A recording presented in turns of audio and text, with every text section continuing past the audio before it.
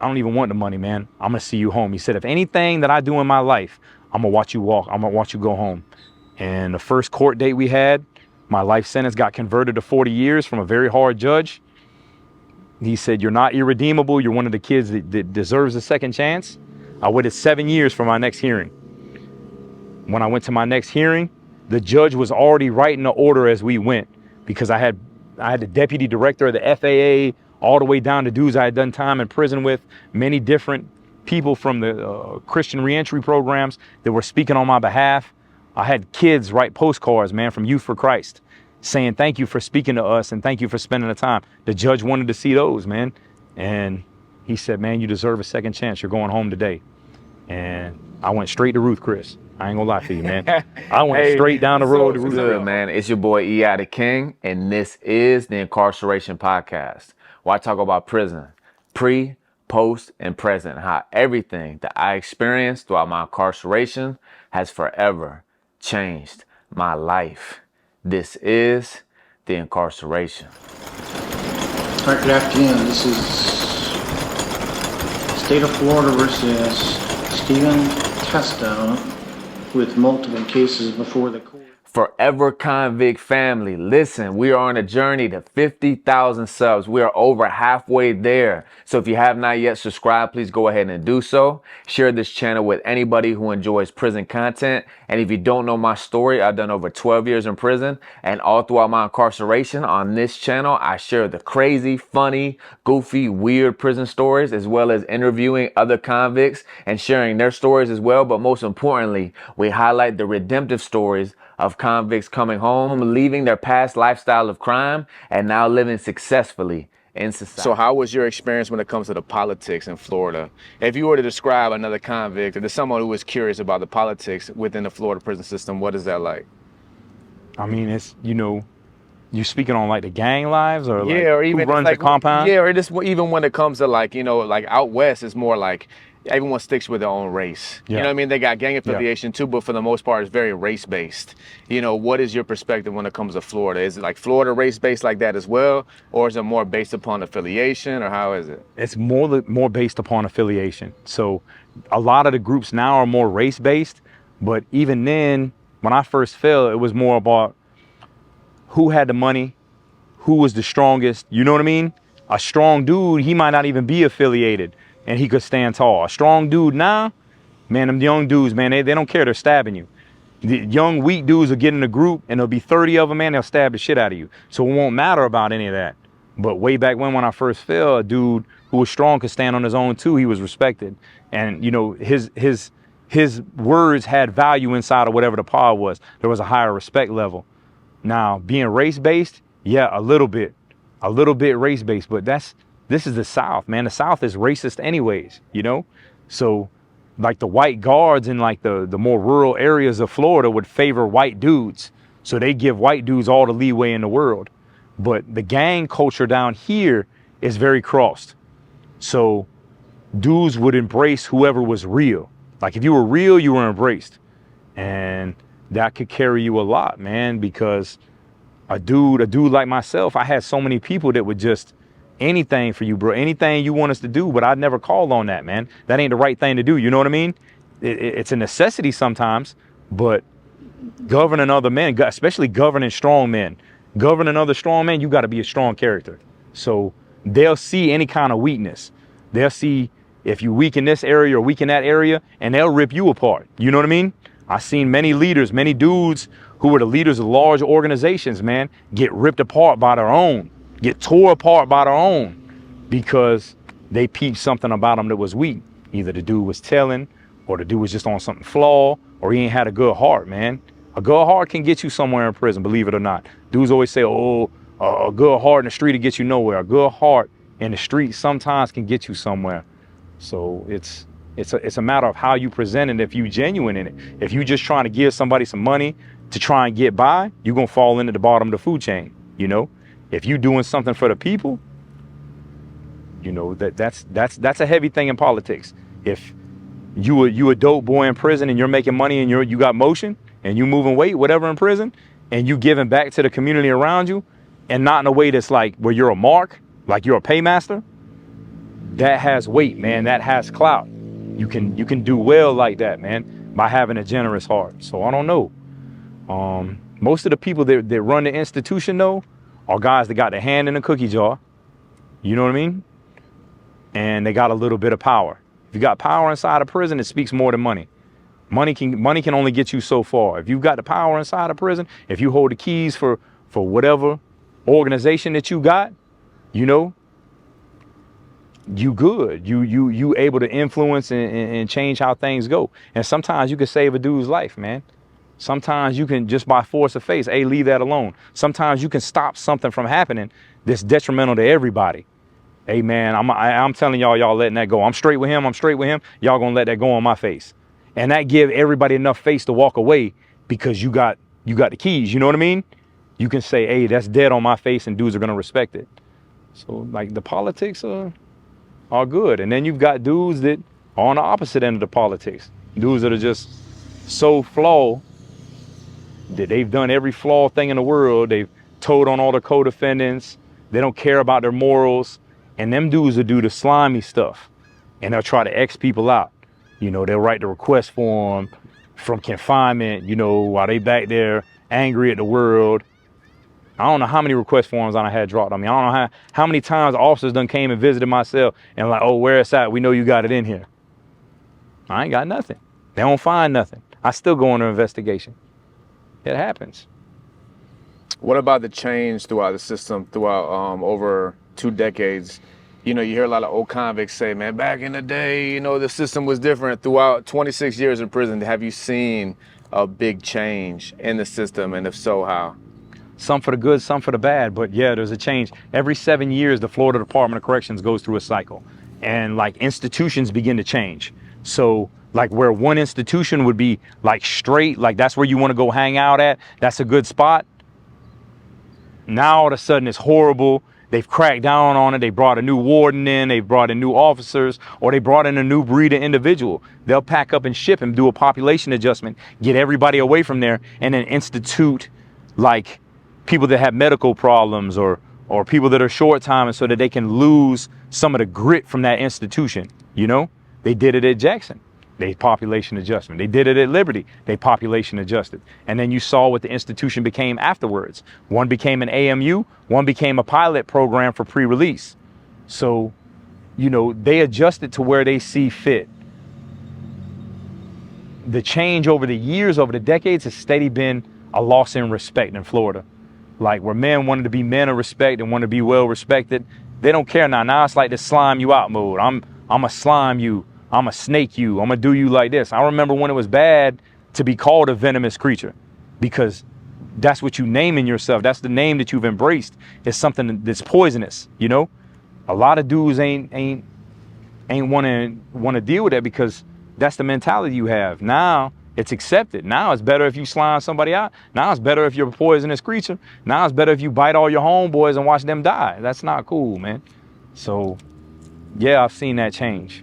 And I've seen the violence level change. It went from fighting where dudes could go and get, you know, what we call a friendly fade, where you go in, you fight, and you shake hands afterwards, you know? Now, it ain't none of that. These dudes are jumping, they're stabbing. They'll cut you just to get you off the compound. And I ain't EOS from there. I left from the courtroom, you know? I had life, came back under the Miller Graham for juveniles to get a second chance. And because I had turned my life around, they recognized it and they cut my time. So seeing that, I left from Taylor. At Taylor, we had 13 stabbings in one day, like a month before I got released from there. 13 in one day. 13, man. Like, y'all can't go fight and shake hands afterwards. Y'all got to cut each other and leave marks on each other or whatever it is, because you ain't trying to kill each other because nobody died. The odds would have been way higher for death if 13 stabbings were intended for death. These dudes were just trying to cut each other. And, you know, that's just disrespectful, man, because that showed that you are worried, you know, about the repercussions behind this person. And you just want to hurt them and get them away. You ain't trying to kill them. You just want to hurt them, you know? I don't know. Before we get into your redemption story of how your life began to change while you're in the system, as well as your release, What are some last few memories that you got from the prison system? If somebody was to be like, yo, Mike, just tell me what prison was like, and just some of the first memories that would come to your head, what would they be besides the ones you already mentioned? Seeing people, seeing men hurt. All the memories, all the grief and trauma that men go through with their families, man. I seen a dude, he thought both his parents died in a car accident, and he got the phone call through a 15-minute phone call, man.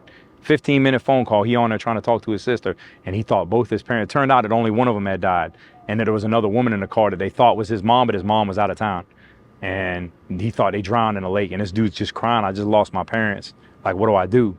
You know, stuff like that sticks with you. These young men that are going through these hard times, or, you know, my mom's a crackhead. She out on the street. She can't do nothing for me. And you see it. You see that loneliness, that loss in her eyes when they ain't got a soup to eat at nighttime, and they ain't got no soap to wash their ass with. And that stuff sticks with you. That lingers with you.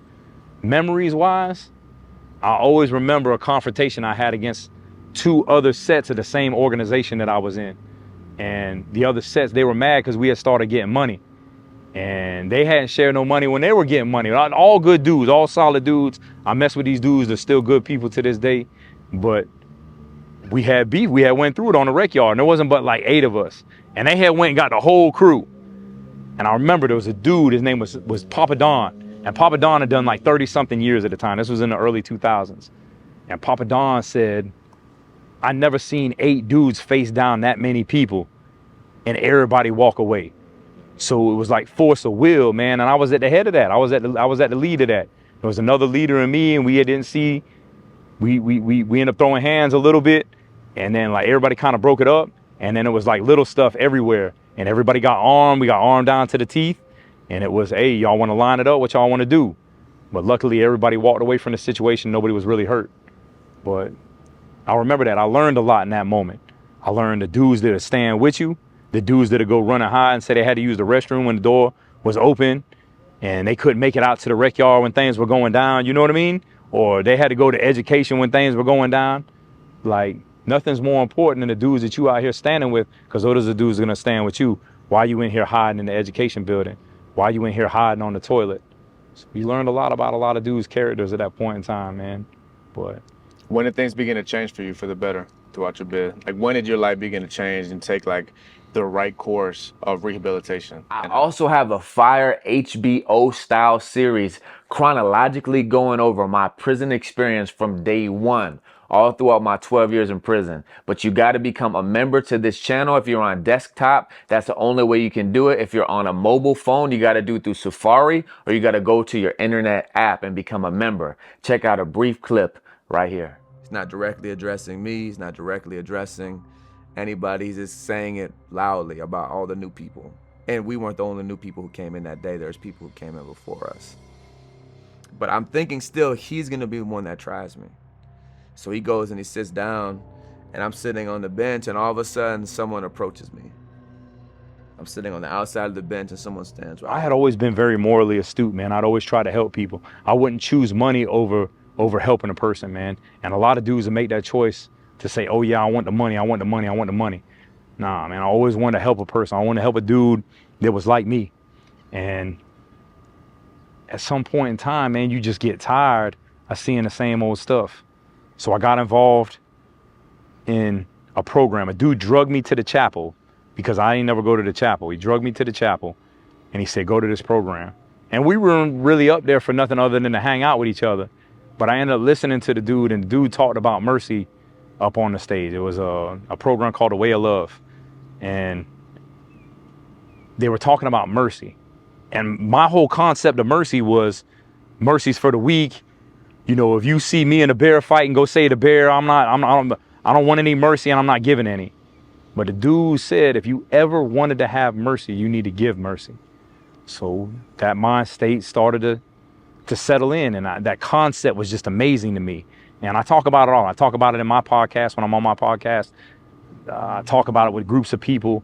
Mercy is an amazing thing, because we all do wrong at some point in time in our life, man. A lot of people in their day-to-day lives will say, the only difference between me and you is I didn't get caught.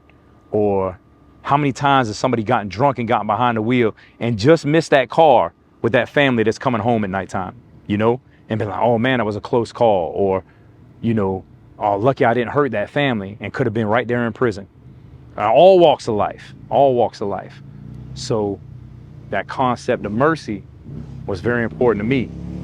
And I started to practice mercy more and more and more, more and more and more. And I said, man, you know what? I'm gonna go try and help program-wise. 2 men came to me, said, hey man, we want you to join up in this program and help us start this program. You're a leader amongst men. Come over here, use your leadership skills for something else. And I did it. And I became the leader of that program. For many, many years, was one of the longest standing program presidents inside of the Florida Department of Corrections. And I'm accredited with helping thousands of men change their lives. So that right there, when I get those texts from those guys that go home, or I spend time with those guys that have went home and they say, hey man, I wouldn't be here if it wasn't for you. I wouldn't have made through the points and period. Even when I was in my bad period, I had a dude tell me yesterday, he did 14 years, man. And he was around me when we were younger, when we were in the YO dorms. He said, bro, I wouldn't have made it if it wasn't for you, man. Don't tell me thank you. Let me tell you thank you. And it touches my heart, man. It touches my heart every time I hear that. So I ended up doing the programs and just doing it, whether I got out of prison or not. You know, it wasn't based upon me getting out of prison. It was meant to help people. And I watched other men pick up on that. I watched other men follow in and say, you know what, if he can do it, I can do it. And it's extremely satisfying to your soul, man. Some things satisfy the body. Some people like sex. Some people like drugs. Some people like alcohol. That satisfies the body. You know what I mean? Some people like things that satisfy the mind, man. This satisfied my soul in the same way a good massage and sitting in a jacuzzi and relaxing feels to your body. That's the same way my soul felt. And, you know, I keep trying to do that to this day, man. Keep trying to be a good example. That's So, real, bro. Didn't know I am a rapper. My artist name is EI the King. Check out my music on all streaming platforms. Go to my other YouTube channel, EI the King. Check out my music videos. And I'm also releasing a documentary all year. It's really a docu-series. And every Wednesday, I drop a new video. As we've been documenting my transition home from prison and society, from the day of my release, we had a film crew at the gate just documenting my transition home from prison, now in society. Check it out on one of these links above.